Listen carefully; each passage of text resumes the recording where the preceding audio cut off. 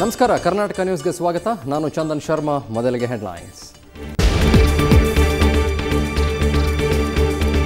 ಸರ್ಕಾರದ ಅಸಡ್ಡೆಗೆ ಕಬ್ಬು ಬೆಳೆಗಾರ ಬಲಿ. ಬೆಳಗಾವಿಯ ಸುವರ್ಣಸೌಧದ ಎದುರು ರೈತ ಆತ್ಮಹತ್ಯೆ. ಸದನದಲ್ಲಿ ಪ್ರತಿಪಕ್ಷಗಳ ಪ್ರತಿಭಟನೆ, ಗದ್ದಲ, ಗಲಾಟೆ.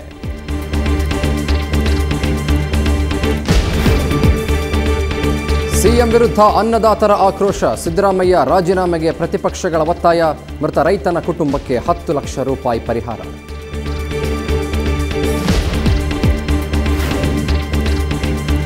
ಸಂಭಾಜಿ ಹೇಳಿಕೆಗೆ ಕೆರಳಿದ್ರು ಕನ್ನಡಿಗರು. ಎಂಇಎಸ್ ಶಾಸಕರ ಕಚೇರಿ ಧ್ವಂಸ. ರಾಜ್ಯಾದ್ಯಂತ ತೀವ್ರಗೊಳ್ತಾ ಇದೆ ಪ್ರತಿಭಟನೆ.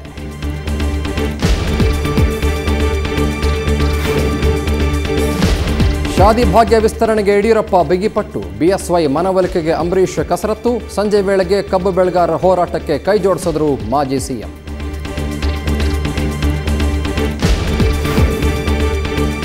ಯಾದಗಿರಿಯ ಜಿಲ್ಲಾಸ್ಪತ್ರೆಗೆ ಬಂದಿತ್ತು ಅಪರೂಪದ ಅತಿಥಿ. 10 ಅಡಿ ಉದ್ದದ ಹೆಬ್ಬಾವು ನೋಡಿ ಕಂಗಾಲಾದ್ರು ಜನ. ಗುಲ್ಬರ್ಗಾದ ಪ್ರಾಣಿ ಸಂಗ್ರಹಾಲಯಕ್ಕೆ ಉರಗ ರವಾನೆ.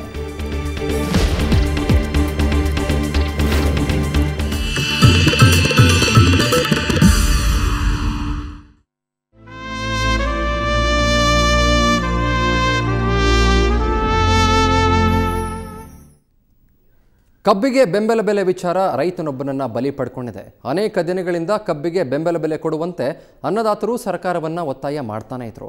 ಈ ವಿಚಾರ ಬೆಳಗಾವಿ ಅಧಿವೇಶನದಲ್ಲೂ ಕೂಡ ಪ್ರತಿಧ್ವನಿಸಿತ್ತು. ಕಳೆದ 3 ದಿನಗಳಿಂದ ಅಧಿವೇಶನದ ಹೊರಗೆ ಕಬ್ಬು ಬೆಳೆಗಾರರು ಪ್ರೊಟೆಸ್ಟ್ ಮಾಡ್ತಾನೆ ಇದ್ರು. ಆದರೆ ಸರ್ಕಾರ ಮಾತ್ರ ಕ್ಯಾರೆ ಅಂತ ಕೂಡ ಅಂದಿಲ್ಲ. ಇದರಿಂದ ಬೇಜಾರಾದ ರೈತನೊಬ್ಬ ಇವತ್ತು ಆತ್ಮಹತ್ಯೆಗೆ ಶರಣಾಗಿದ್ದಾರೆ. ಕಂಕನವಾಡಿಯ 50 ವರ್ಷದ ವಿಠಲ್ ಅರಭಾವಿ ಪ್ರತಿಭಟನಾ ಸ್ಥಳದಲ್ಲೇ ವಿಷವನ್ನು ಸೇವನೆ ಮಾಡಿದ್ದಾರೆ. ತಕ್ಷಣ ಅವರನ್ನ ಕೆಎಲ್ಇ ಆಸ್ಪತ್ರೆಗೆ ದಾಖಲು ಮಾಡಲಾಯಿತು. ಆದರೆ ಚಿಕಿತ್ಸೆ ಫಲಕಾರಿಯಾಗದೆ ವಿಠಲ್ ಸಾವನ್ನಪ್ಪಿದ್ದಾರೆ. ಕೆಎಲ್ಇ ಆಸ್ಪತ್ರೆಯಲ್ಲಿ ವಿಠಲ್ ಪಾರ್ಥಿವ ಶರೀರವನ್ನು ಅಂತಿಮ ದರ್ಶನಕ್ಕಾಗಿ ಇಡಲಾಗಿತ್ತು. ಸಿಎಂ ಸಿದ್ದರಾಮಯ್ಯ ಸೇರಿದಂತೆ ನಾಯಕರು ಆಸ್ಪತ್ರೆಗೆ ಭೇಟಿ ಕೊಟ್ಟು ಅಂತಿಮ ದರ್ಶನ ಪಡ್ಕೊಂಡ್ರು.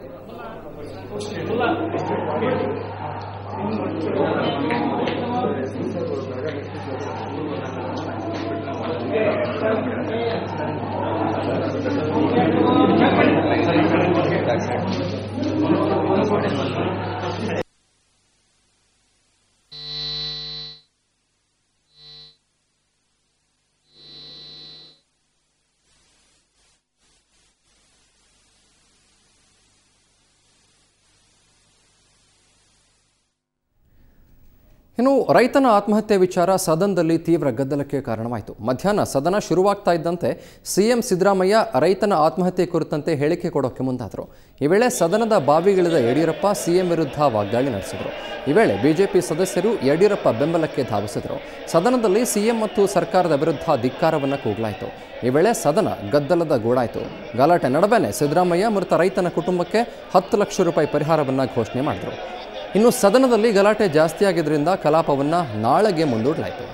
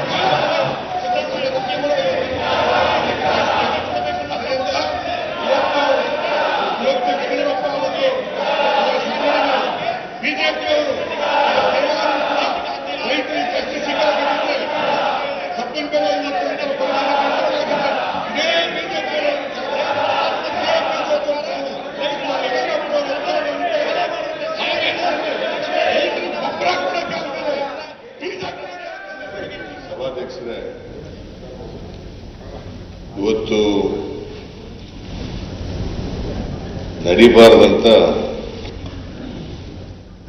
ಒಂದು ಅಹಿತಕರವಾದಂಥ ಅತ್ಯಂತ ದುರದೃಷ್ಟಕರವಾದಂಥ ಘಟನೆ ನಡೆದೋಗಿದೆ.